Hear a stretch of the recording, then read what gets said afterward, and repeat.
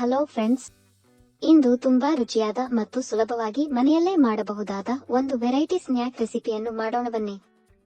ಮೊದಲಿಗೆ gas stove ಮೇಲೆ ಒಂದು ಪ್ಯಾನ್ ಇಟ್ಟು ಅದಕ್ಕೆ 2 ಟೇಬಲ್ ಸ್ಪೂನ್ ಎಣ್ಣೆ ಸೇರಿಸಿ. ಎಣ್ಣೆ ಬಿಸಿಯಾದ ನಂತರ ಸಣ್ಣದಾಗಿ ಕತ್ತರಿಸಿದ ಒಂದು ಈರುಳ್ಳಿ ಹಾಕಿ.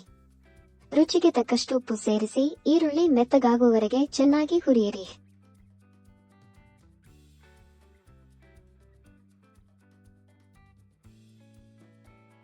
ನಂತರ 1 ಟೀ ಸ್ಪೂನ್ ಶುಂಠಿ ಬೆಳ್ಳುಳ್ಳಿ ಪೇಸ್ಟ್ ಸೇರಿಸಿ ಅದರ ಹಸಿ ವಾಸನೆ ಹೋಗುವವರೆಗೆ ಹುರಿಯಿರಿ.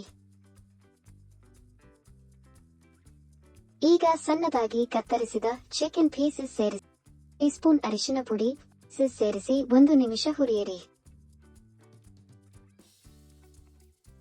1 ಟೀ ಸ್ಪೂನ್ ಕೊತ್ತಂಬರಿ ಪುಡಿ, ಅರ್ಧ tea spoon garam masala, 1 tea spoon ಮೆಣಸಿನ ಪುಡಿ, 1 ಟೀ ಸ್ಪೂನ್ ಚಿಲ್ಲಿ ಫ್ಲೇಕ್ಸ್ ಹಾಗೂ 1 ಟೀ ಸ್ಪೂನ್ ಚಿಕನ್ ಮಸಾಲ ಸೇರಿಸಿ ಎಲ್ಲವನ್ನು ಚೆನ್ನಾಗಿ ಮಿಕ್ಸ್ ಮಾಡಿಕೊಳ್ಳಿ. ಈಗ ಒಂದು ಚಿಕ್ಕ ಬೌಲ್ನಲ್ಲಿ 1 ಟೇಬಲ್ ಸ್ಪೂನ್ ಮೈದಾ ಹಿಟ್ಟು ಮತ್ತು ಅರ್ಧ ಕಪ್ ಹಾಲು ಸೇರಿಸಿ ಗಂಟುಗಳಿಲ್ಲದಂತೆ ಚೆನ್ನಾಗಿ ಕಲಸಿ. ಈ ಮಿಶ್ರಣವನ್ನು ಪ್ಯಾನ್ನಲ್ಲಿರುವ ಮಸಾಲೆಗೆ ಸೇರಿಸಿ ಕಡಿಮೆ ಉರಿಯಲ್ಲಿ ದಪ್ಪವಾಗುವವರೆಗೆ ಕಲಸುತ್ತಾ ಬೇಯಿಸಿ.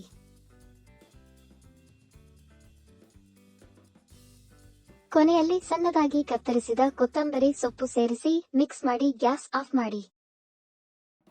ದೋಸೆಯ ಹಿಟ್ಟನ್ನು ತಯಾರಿಸೋಣ. ಒಂದು ಬೌಲ್ಗೆ 1 ಕಪ್ ಮೈದಾ ಹಿಟ್ಟು, 2 ಟೇಬಲ್ ಸ್ಪೂನ್ ಕಾರ್ನ್ ಫ್ಲೋರ್, ರುಚಿಗೆ ತಕ್ಕಷ್ಟು ಉಪ್ಪು, ಅರ್ಧ ಟೀ ಸ್ಪೂನ್ ಅರಿಶಿನ ಪುಡಿ ಹಾಗೂ 1 ಕೋಳಿ ಮೊಟ್ಟೆ ಸೇರಿಸಿ.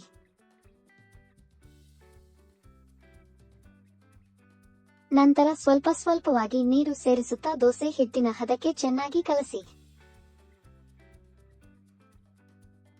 ಕೊನೆಯಲ್ಲಿ ಸಣ್ಣದಾಗಿ ಕತ್ತರಿಸಿದ ಕೊತ್ತಂಬರಿ ಸೊಪ್ಪು ಸೇರಿಸಿ ಮತ್ತೊಮ್ಮೆ ಮಿಕ್ಸ್ ಮಾಡಿ.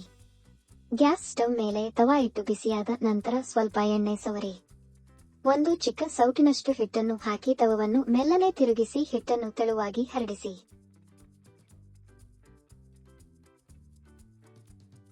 ಮೇಲ್ಭಾಗ ಒಣಗಿದ ನಂತರ ದೋಸೆಯನ್ನು ತಿರುಗಿಸಿ ಇನ್ನೊಂದು ಬದಿಯನ್ನು 1 ಸೆಕೆಂಡ್ ಬೇಯಿಸಿ ತೆಗೆದುಕೊಳ್ಳಿ. ಹೀಗೆ ಎಲ್ಲ ದೋಸೆಗಳನ್ನು ಮಾಡಿ ಇಟ್ಟುಕೊಳ್ಳಿ. ಈಗ ಒಂದು ದೋಸೆಯನ್ನು ತೆಗೆದುಕೊಂಡು ಅದರ ಒಂದು ಭಾಗಕ್ಕೆ ನಾವು ತಯಾರಿಸಿದ ಮಸಾಲೆಯನ್ನು ಇಡಿ. ಬದಿಗೆ ಸ್ವಲ್ಪ ಹಿಟ್ಟಿನ ಮಿಶ್ರಣವನ್ನು ಬ್ರಷ್ನಿಂದ ಸವರಿ ನಂತರ ವಿಡಿಯೋದಲ್ಲಿ ತೋರಿಸಿರುವಂತೆ ಕೋನ್ ಆಕಾರಕ್ಕೆ ಮಡಚಿ.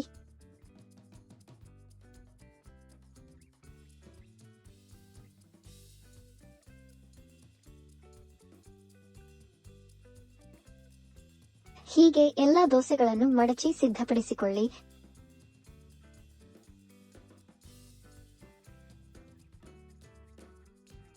ಕೊನೆಯಲ್ಲಿ ಗ್ಯಾಸ್ ಸ್ಟವ್ ಮೇಲೆ ಪ್ಯಾನ್ ಇಟ್ಟು 2 ಟೇಬಲ್ ಸ್ಪೂನ್ ಎಣ್ಣೆ ಸೇರಿಸಿ ಎಣ್ಣೆ ಬಿಸಿಯಾದ ನಂತರ ಮಡಚಿಟ್ಟ ದೋಸೆಗಳನ್ನು ಹಾಕಿ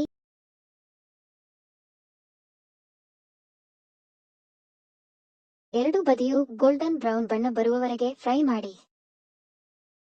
ಈಗ ನಮ್ಮ ರುಚಿಕರವಾದ ಸ್ನ್ಯಾಕ್ ತಯಾರಾಗಿದೆ. ಈ ರೆಸಿಪಿ ನಿಮಗೆ ಇಷ್ಟವಾದರೆ ವಿಡಿಯೋಗೆ ಒಂದು ಲೈಕ್ ಮಾಡಿ. ನಿಮ್ಮ ಅಭಿಪ್ರಾಯವನ್ನು ಕಾಮೆಂಟ್ನಲ್ಲಿ ತಿಳಿಸಿ. ನಮ್ಮ ಚಾನೆಲ್ಗೆ ಹೊಸವರಾಗಿದ್ದರೆ ಸಬ್ಸ್ಕ್ರೈಬ್ ಮಾಡಿ ಮತ್ತು ಬೆಲ್ ಐಕಾನ್ ಒತ್ತುವುದನ್ನು ಮರೆಯಬೇಡಿ. ಮುಂದಿನ ಮತ್ತೊಂದು ರುಚಿಕರವಾದ ರೆಸಿಪಿಯೊಂದಿಗೆ ಮತ್ತೆ ಭೇಟಿಯಾಗೋಣ. ಅಲ್ಲಿಯವರೆಗೆ ಧನ್ಯವಾದಗಳು.